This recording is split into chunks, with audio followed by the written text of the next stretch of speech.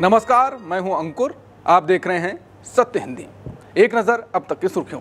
धनखड़ के इस्तीफे के बाद अब नीतीश कुमार को लेकर अटकलें लगने लगी हैं। दरअसल बिहार में चुनाव होने वाला है और इस बार बीजेपी विधायकों की मांग है कि अब राज्य में बीजेपी को अपना मुख्यमंत्री बनाना चाहिए। विधायकों की संख्या के लिहाज से भी बीजेपी जेडीयू से बहुत आगे है। विधानसभा में बीजेपी के पास 80 विधायक हैं, जबकि जेडीयू के पास 45 हैं। ऐसे में चर्चाएं तेज हो पाई हैं कि क्या चुनाव से पहले बिहार में कुछ होने वाला है। अगर नीतीश कुमार उपराष्ट्रपति बन जाते हैं तो बीजेपी इससे ओबीसी और ईबीसी वोट बैंक साध सकती है। बिहार में इन दोनों समुदायों का वोट 63% के आसपास है। नीतीश कुमार की लोकप्रियता किसी से छुपी नहीं हुई है। पिछले चुनाव में उनकी पार्टी को जबरदस्त झटका लगा था, लेकिन फिर भी बीजेपी ने नीतीश कुमार के सियासी कद का सम्मान करते हुए उन्हें मुख्यमंत्री बनाया था। देखना होगा कि आने वाले दिनों में किस तरह के राजनीतिक हालात बनेंगे। लेकिन कुल मिलाकर नीतीश कुमार को लेकर बिहार से लेकर दिल्ली तक चर्चाओं का बाजार जबरदस्त गर्म है। सवाल उठ रहे हैं कि क्या धनखड़ के बाद अब नीतीश का इस्तीफा होगा। उपराष्ट्रपति जगदीप धनखड़ के इस्तीफे के बाद अब एक नए उपराष्ट्रपति के नाम को लेकर कवायद शुरू हो चुकी है। इस बीच बिहार से उपराष्ट्रपति पद को लेकर मांग उठी है। बीजेपी विधायक हरिभूषण ठाकुर बचौल ने मांग की है कि सीएम नीतीश कुमार को उपराष्ट्रपति बनाया जाए। बीजेपी विधायक की इस मांग के बाद राजनीतिक सरगर्मी बढ़ना तय है। ऐसा इसलिए क्योंकि साल के अंत में बिहार के विधानसभा चुनाव होने वाले हैं। ऐसे में सीएम नीतीश को उपराष्ट्रपति बनाने की मांग के कई मायने निकाले जा रहे हैं। हालांकि खुद सीएम नीतीश की तरफ से इसको लेकर अब तक कोई बयान सामने नहीं आया है। बीजेपी विधायक हरिभूषण ठाकुर बचौल ने कहा कि अगर नीतीश को उपराष्ट्रपति बनाया जाता है तो इससे अच्छी बात क्या हो सकती है। ये बिहार के लिए गौरव की बात होगी। बीजेपी विधायक ने यह बात बिहार विधानसभा सत्र में शामिल होने से पहले की। बिहार में जारी स्पेशल इंटेंसिव रिवीजन यानी SIR अभियान को लेकर बड़ा अपडेट सामने आया। बताया जा रहा है कि राज्य भर में 51 लाख वोटर्स के नाम वोटर लिस्ट से हटाए जाएंगे। आयोग का कहना है कि जांच के दौरान 18 लाख वोटर्स मृत पाए गए हैं, जिनके नाम वोटर सूची में शामिल थे। जांच में 26 लाख ऐसे वोटर्स की पहचान की गई है जो बिहार के बाहर या अन्य विधानसभा क्षेत्रों में जा चुके हैं। इसके अलावा 7 लाख लोगों ने 2 जगह वोट बनवा रखा है, जो कि साफ तौर पर नियमों का उल्लंघन है। भारत के चुनाव आयोग ने बिहार में चल रही स्पेशल इंटेंसिव रिवीजन यानी SIR को लेकर सफाई दी। आयोग ने कहा कि यह प्रक्रिया वोटर लिस्ट को क्लीन और सही बनाने के लिए जरूरी है ताकि अयोग्य लोगों को हटाया जा सके। चुनाव आयोग ने कोर्ट में दिए हलफनामे में बताया कि 24 जून के देशव्यापी आदेश के तहत यह प्रक्रिया शुरू की गई है और इसमें आधार कार्ड और वोटर कार्ड और राशन कार्ड जैसे दस्तावेज केवल पहचान के तौर पर देखे जा रहे हैं। आयोग ने कहा कि वोट देने का हक संविधान के अनुच्छेद 326 और जन प्रतिनिधित्व कानून की कुछ धाराओं से आता है, जिनमें नागरिकता, उम्र और निवास जैसी शर्तें होती हैं। जो लोग इन शर्तों पर खरे नहीं उतरते वो वोट देने के योग्य नहीं हैं और ऐसे लोग अनुच्छेद 19 और 21 का हवाला नहीं दे सकते। उपराष्ट्रपति जगदीप धनखड़ के इस्तीफे की खबर ने सभी को हैरान कर दिया है। उनका इस्तीफा राष्ट्रपति द्वारा स्वीकार भी कर लिया गया है। हालांकि कांग्रेस इसके खिलाफ लगातार हंगामा कर रही है, जिसके बाद सवाल उठा कि कांग्रेस क्यों इतना हंगामा कर रही है। क्या पर्दे के पीछे कुछ चल रहा था। मीडिया रिपोर्ट्स में अब एक नई चर्चा शुरू हो गई है। कहा जा रहा है कि धनखड़ विपक्ष के नैरेटिव को आगे बढ़ाने की कोशिश कर रहे थे। वो जस्टिस शेखर यादव के खिलाफ महाभियोग वाले नोटिस को स्वीकार करने वाले थे। सरकार जो मोशन नहीं चाहती थी वो मोशन आ जाता। विपक्ष की इस रणनीति में उपराष्ट्रपति का शामिल हो जाना सरकार के लिए बड़ी चिंता की बात थी। मालूम हो कि पिछले साल दिसंबर में विपक्षी सांसदों ने राज्यसभा में जस्टिस शेखर यादव के खिलाफ महाभियोग का नोटिस पेश किया था। दावा किया गया कि उन्होंने पिछले साल एक सभा में कथित तौर पर नफरत भरा भाषण दिया। वीएचपी के एक कार्यक्रम में जस्टिस यादव ने विवादास्पद टिप्पणी करते हुए कहा था कि भारत बहुसंख्यक आबादी की इच्छा के अनुसार काम करेगा। उन्होंने कहा था कि कठमुल्लों से देश को सतर्क रहना चाहिए, जिसके बाद काफी बवाल मचा हुआ था। इलाहाबाद हाईकोर्ट के जज जस्टिस शेखर यादव के खिलाफ महाभियोग लाने की कोशिश विपक्ष काफी समय से कर रहा था। जस्टिस वर्मा के साथ ही लाने की कोशिश की जा रही है, लेकिन सरकार इसके लिए तैयार नहीं थी। इस बीच धनखड़ का विपक्ष के साथ जाने की बातों ने सरकार को हिला दिया। आज तक की रिपोर्ट के मुताबिक जगदीप धनखड़ ने कल अपने कक्ष में विपक्ष के एक मेंबर को लगभग शाम 5 बजे सूचित किया कि उन्होंने जस्टिस शेखर यादव के महाभियोग के नोटिस पर 51 विपक्षी सांसदों के हस्ताक्षर पहले ही प्रमाणित कर लिए हैं और नोटिस को स्वीकार किया जा सकता है। उन्होंने ये भी कहा ये वो मंगलवार को इससे संबंध में घोषणा करेंगे। फिर शाम 7:30 बजे जयराम रमेश ने जगदीप धनखड़ को फोन किया। राज्यसभा चेयरमैन ने जयराम रमेश से कहा कि वो परिवार के साथ हैं, कुछ स्वास्थ्य मुद्दों पर चर्चा कर रहे हैं और कल बात करेंगे। फिर रात को उन्होंने राष्ट्रपति द्रौपदी मुर्मू को संबोधित एक पत्र में उपराष्ट्रपति से इस्तीफे की घोषणा की। जगदीप धनखड़ ने इस फैसले के पीछे स्वास्थ्य कारणों का हवाला दिया। उपराष्ट्रपति जगदीप धनखड़ के इस्तीफे के पीछे विपक्ष ने गहरी राजनीतिक वजह बताई। कांग्रेस नेता जयराम रमेश ने एक्स पर लिखा कि मंगलवार दोपहर 1 बजे से 4:30 बजे के बीच कुछ ऐसा हुआ जिससे धनखड़ ने अचानक इस्तीफा दे दिया। उन्होंने ये भी बताया कि राज्यसभा की एक अहम मीटिंग में बीजेपी नेता जेपी नड्डा और मंत्री किरेन रिजिजू नहीं आए, जिससे उपराष्ट्रपति नाराज थे। रमेश ने कहा कि धनखड़ नियमों, प्रोटोकॉल और संवैधानिक मर्यादाओं के बहुत पक्के थे, लेकिन सरकार इन्हें लगातार नजरअंदाज कर रही थी। जयराम रमेश ने कहा कि इस्तीफे के पीछे गहरी वजहें थीं। उन्होंने ये भी कहा कि धनखड़ विपक्ष के लिए थोड़ी सी जगह भी बचा रहे थे, जो मौजूदा सरकार को पसंद नहीं आया।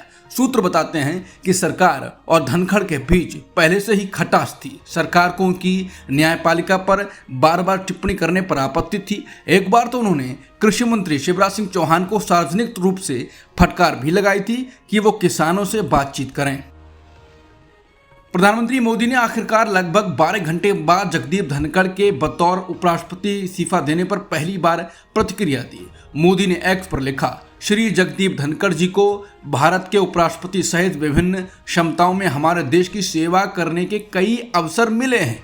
उनके अच्छे स्वास्थ्य की कामना करता हूं।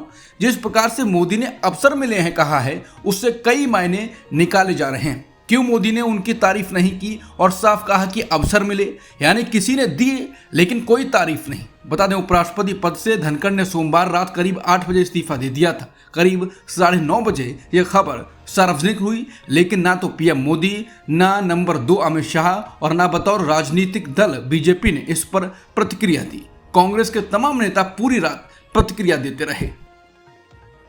केंद्रीय मंत्री और बीजेपी के राष्ट्रीय अध्यक्ष जेपी नड्डा ने मंगलवार को स्पष्ट किया कि उपराष्ट्रपति जगदीप धनखड़ द्वारा सोमवार शाम को बुलाई गई बिजनेस एडवाइजरी कमेटी की बैठक में उनकी और संसदीय कार्य मंत्री किरेन रिजिजू की अनुपस्थिति के बारे में उपराष्ट्रपति कार्यालय को पहले ही सूचित कर दिया गया था। यह बयान कांग्रेस नेता जयराम रमेश द्वारा नड्डा और रिजिजू की बैठक में अनुपस्थिति पर सवाल उठाए जाने के बाद आया। ये बैठक उपराष्ट्रपति धनखड़ के इस्तीफे से कुछ समय पहले हुई थी। सोमवार को पहली बैठक दोपहर 12:30 बजे हुई, जिसमें नड्डा और रिजिजू सहित अधिकांश मेंबर मौजूद थे। चर्चा के बाद समिति ने शाम 4:30 बजे फिर से बैठक करने का फैसला किया। हालांकि दूसरी बैठक में नड्डा और रिजिजू शामिल नहीं हुए। उपराष्ट्रपति जगदीप धनखड़ का इस्तीफा स्वीकार होने के अगले दिन राज्यसभा के उपसभापति हरिवंश ने राष्ट्रपति द्रौपदी मुर्मू से मुलाकात की है। अपने करियर में हरिवंश नामचीन पत्रकार रहे हैं और फिलहाल बिहार के मुख्यमंत्री नीतीश कुमार की पार्टी जदयू के राज्यसभा सांसद हैं। माना जा रहा है कि उपराष्ट्रपति जगदीप धनखड़ के इस्तीफे से उपसभापति के तौर पर हरिवंश की जिम्मेदारी बढ़ गई है। संसद का मानसून सत्र 21 जुलाई से शुरू हो चुका है, जो 21 अगस्त तक चलेगा। राष्ट्रपति से उपसभापति की मुलाकात के बाद कई कयास लगाए जाने लगे हैं, खासकर धनखड़ के इस्तीफे के बाद। सुप्रीम कोर्ट ने मंगलवार को प्रेसिडेंशियल रेफरेंस के मामले में केंद्र सरकार और सभी राज्यों को नोटिस जारी किया है। यह मामला राष्ट्रपति द्रौपदी मुर्मू द्वारा उठाए गए 14 सवालों से जुड़ा है, जिसमें यह पूछा गया है कि क्या सुप्रीम कोर्ट गवर्नर और राष्ट्रपति को राज्य विधानसभाओं द्वारा पारित बिलों को मंजूरी देने के लिए समय सीमा तय कर सकता है। इस मामले की सुनवाई अगले मंगलवार यानी 29 जुलाई 2025 को होगी। इसके साथ ही अदालत ने कहा है कि इसे अगस्त में विस्तार से सुना जाएगा। अदालत ने अपने फैसले में कहा, ये संविधान की व्याख्या के मुद्दे हैं। हमने अटॉर्नी जनरल से सहायता करने का अनुरोध किया है। केंद्र और सभी राज्य सरकारों को नोटिस जारी किया है। सॉलिसिटर जनरल केंद्र की ओर से पेश होंगे। सभी राज्य सरकारों को ईमेल के माध्यम से नोटिस भेजा जाए। इसे मंगलवार के लिए सूचीबद्ध करें। सभी स्थायी वकीलों को भी नोटिस भेजा जाए। कांग्रेस ने वरिष्ठ पत्रकार अजीत अंजुम का एक वीडियो ट्वीट किया है। इसके साथ लिखा है कि बिहार में चुनाव आयोग का झूठ पकड़ा गया। वैशाली में महिलाओं ने बताया कि बीएलओ ने उनसे SIR फॉर्म भरवाए और फिर फोटो खिंचवाकर उनसे फॉर्म वापस ले लिए गए। कोई रिसीविंग नहीं दी गई। वहीं चुनाव आयोग ने ये तस्वीरें दिखाकर वोटरों को रिसीविंग देने का फर्जी दावा किया है। वीडियो में पत्रकार राजीव तंजुम महिलाओं से बात कर पूरा खेल समझा रहे हैं। बिहार में वोटर लिस्ट के विशेष गहन पुनरीक्षण यानी SIR को लेकर विपक्षी दलों ने बिहार विधानसभा के बाहर विरोध प्रदर्शन किया। विरोध के तौर पर विपक्षी दल के सदस्य काले कपड़े पहनकर विधानसभा पहुंचे।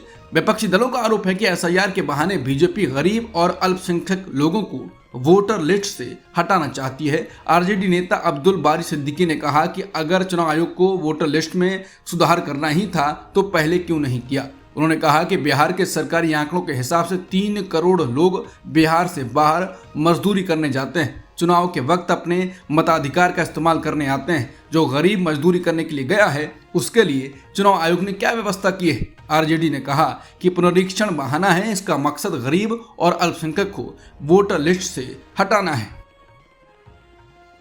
भारतीय विदेश मंत्रालय ने कहा है कि निमिषा प्रिया मामले में भारत यमन के अधिकारियों और निमिषा के परिवार के लगातार संपर्क में है। विदेश मंत्रालय के प्रवक्ता रणधीर जायसवाल से जब निमिषा प्रिया मामले पर अपडेट के बारे में पूछा गया तो उन्होंने कहा ये एक संवेदनशील मामला है और भारत सरकार इस मामले में हर संभव सहायता प्रदान कर रही है। हमने कानूनी सहायता उपलब्ध कराई है और परिवार की सहायता के लिए एक वकील की नियुक्ति की है। जायसवाल ने कहा कि हमने नियमित काउंसलर मुलाकातों की व्यवस्था की है। हम स्थानीय अधिकारियों तथा परिवार के सदस्यों के साथ लगातार संपर्क में हैं ताकि इस मामले का समाधान निकाला जा सके।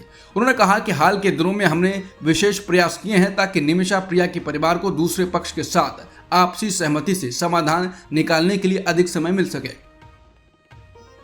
अमेरिकी सीनेटर लिंडसे ग्राहम ने चेतावनी दी है कि राष्ट्रपति ट्रंप उन देशों पर भारी टैरिफ लगाएंगे जो रूस से तेल आयात करना जारी रखेंगे।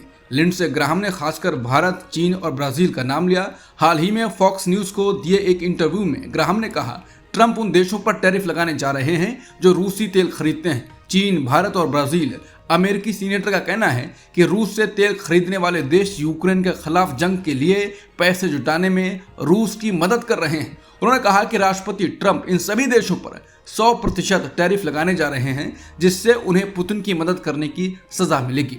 लिंडसे ग्राहम ने कहा मैं चीन, भारत और ब्राजील से यही कहूंगा, अगर आप इस युद्ध को जारी रखने के लिए सस्ता रूसी तेल खरीदते रहे तो हम आपको पूरी तरह तबाह कर देंगे और आपकी अर्थव्यवस्था को तहस नहस कर देंगे, क्योंकि आप जो कर रहे हैं वो ब्लड मनी है। अब तक की खबरों में इतना ही। बाकी खबरों के लिए बने रहिए सत्यहिंदी.com के साथ।